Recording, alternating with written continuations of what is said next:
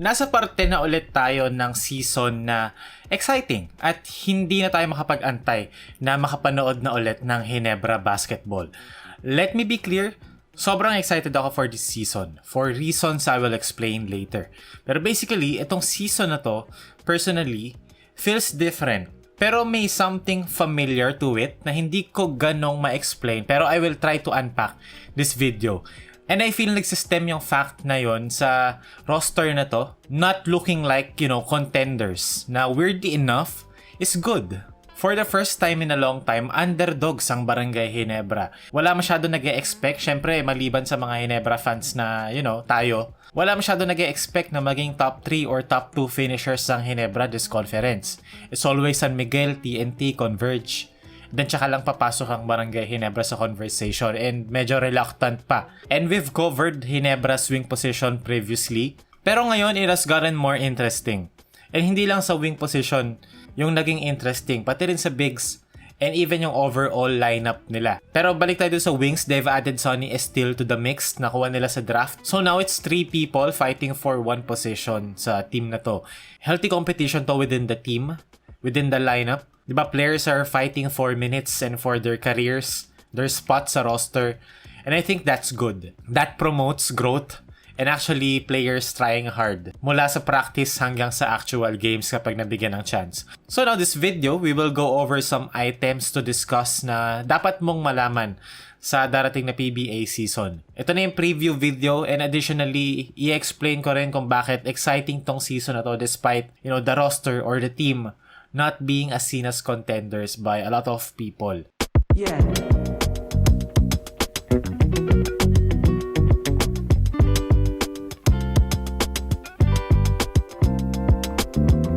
So let's start first sa mga bagong players sa team. Of course, namely sila ay sina Sonny Estile, isang 6'3 wing na nakuha ng Ginebra sa draft, first round pick nila to. And then si Norbert Torres, isang 6'6 veteran stretch big na nakuha nila sa free agency.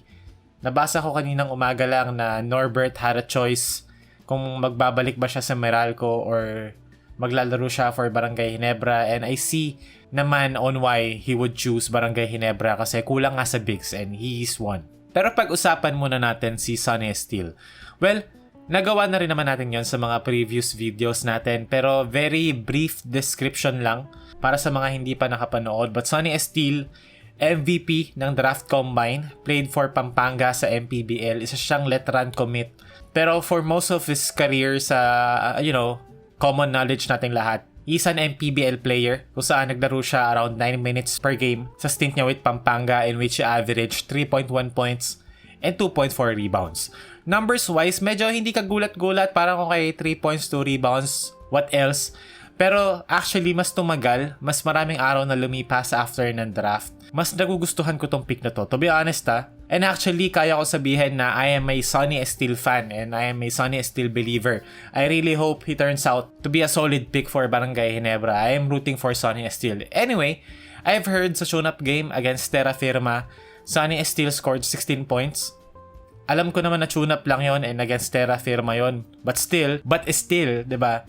That means, diba, nakakapag-contribute siya even sa tune-up or sa practice. And this is a guy who is going to try hard and be forever grateful na pinili siya ng Ginebra at 11th.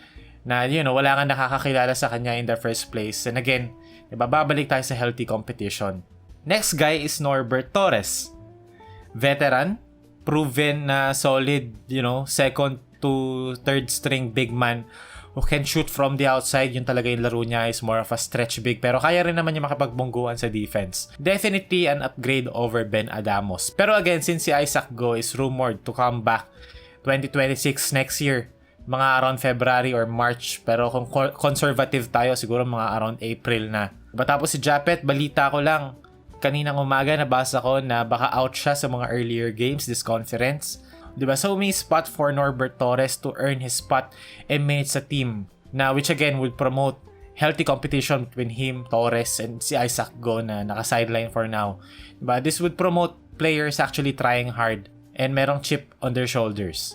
Ngayon, pag-usapan natin yung starting lineup ng Ginebra or siguro yung magiging pinaka-fielded na Ginebra 5. I think it's going to be Japet Aguilar as the 5, Stephen Holt as the 3.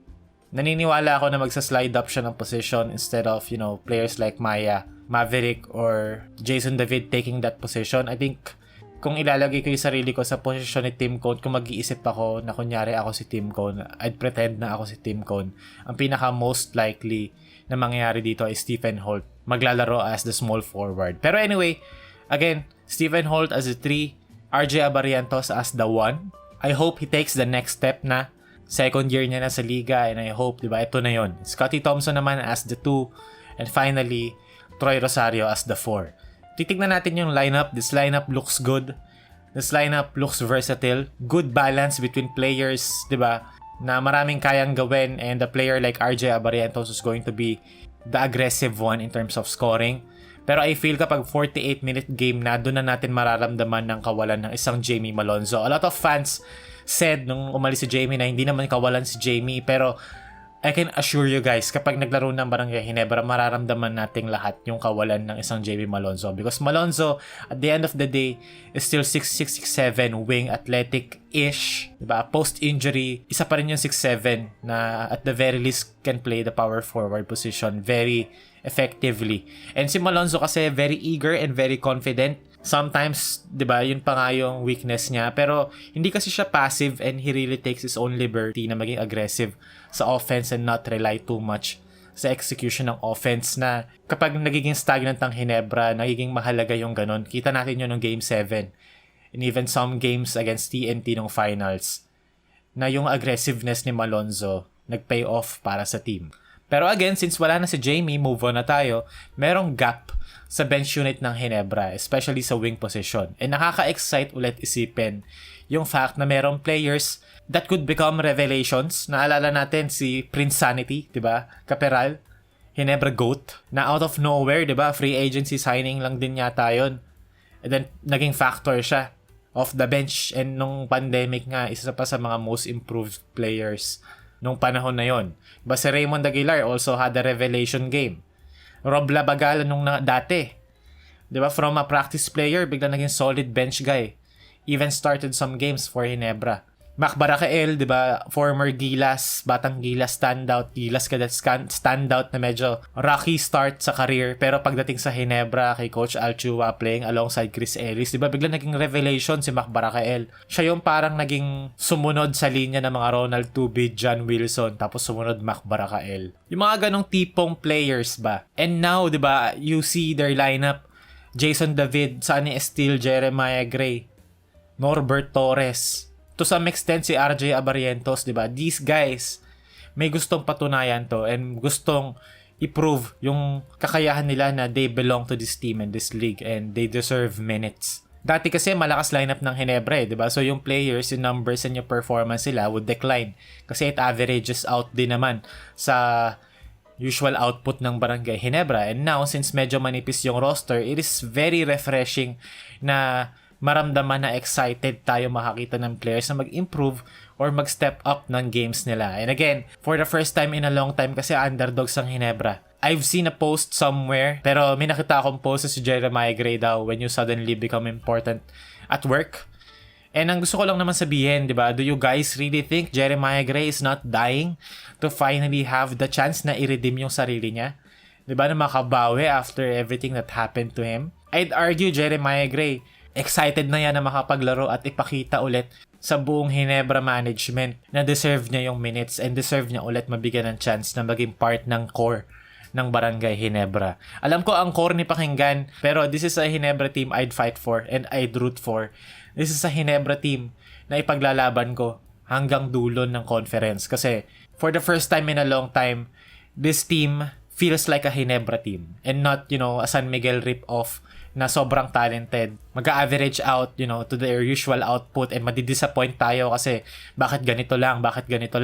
And I'd admit, ako din, ganun din naman yung reaction ko to the previous teams. Pero after, thinking ilang araw, ilang weeks na walang Ginebra, and after contemplating about the state of the roster or the state of this team, I am really excited. I am looking forward to watch this team and root for the players, especially yung mga, underdog sa team na to, literally. Like sila Jason David, sila Jeremiah Gray. And yun yung exciting about it kasi hindi natin alam kung anong makikita natin sa Ginebra. And there's a possibility that they play above the expectations, which would be, amazing.